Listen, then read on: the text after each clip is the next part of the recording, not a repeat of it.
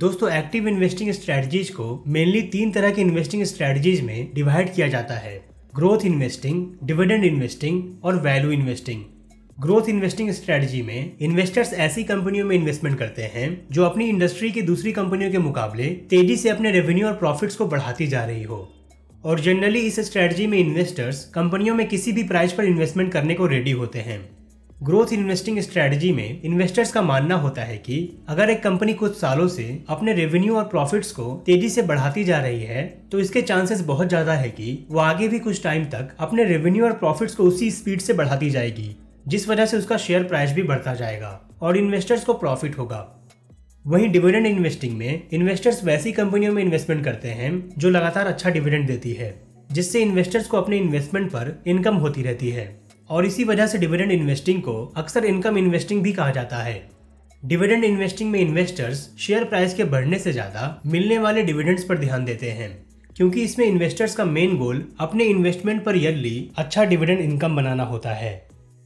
और value investing में investors ऐसी कंपनियों में इन्वेस्टमेंट करते हैं जिसकी शेयर प्राइस उसके सही प्राइस से कम हो गई हो, यानी कि वो अपने सही प्राइस से सस्ती प्राइस पर मिल रही हो। और कंपनी की शेयर प्राइस सस्ती प्राइस से बढ़कर जब उसके सही प्राइस के पास आती है तो इन्वेस्टर्स सस्ती प्राइस पर बाय किए हुए शेयर्स को बढ़े हुए प्राइस पर सेल करके प्रॉफिट बनाते हैं।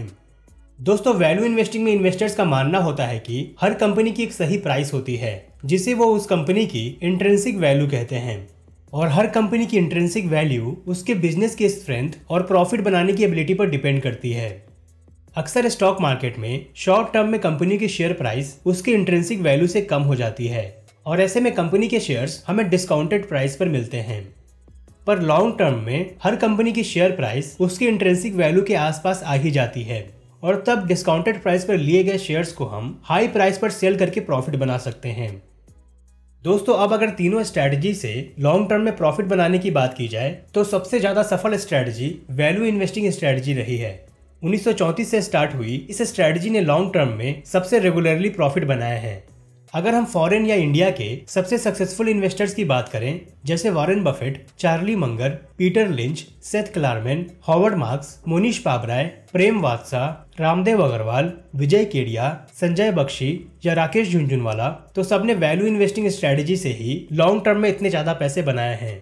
दुनिया के सबसे सफल इन्वेस्टर्स में से एक चार्ली मंगर यहाँ तक कहते हैं कि इन्वेस्टिंग को अलग अलग तरह के स्ट्रैटेजी में बांटना ही बेवकूफ़ी है और सभी तरह की इंटेलिजेंट इन्वेस्टिंग असल में कहीं ना कहीं वैल्यू इन्वेस्टिंग ही होती है। और लॉन्ग टर्म में सबसे बड़ा रिटर्न तब बनता है जब हम अच्छी और ग्रोथ करने वाली कंपनियों में वैल्यू इन्वेस्टिंग करते हैं,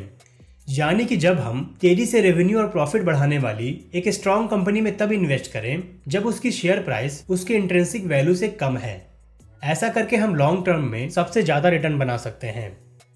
दोस्तों जब वैल्यू इन्वेस्टिंग स्ट्रेटजी इतनी सिंपल और लॉजिकल है कि इसे फॉलो करके इन्वेस्टर्स इतने सफल हो सकते हैं, तो फिर आखिर सभी इन्वेस्टर इसे क्यों नहीं फॉलो करते हैं और आखिर क्यों वैल्यू इन्वेस्टिंग हमेशा काम करती है?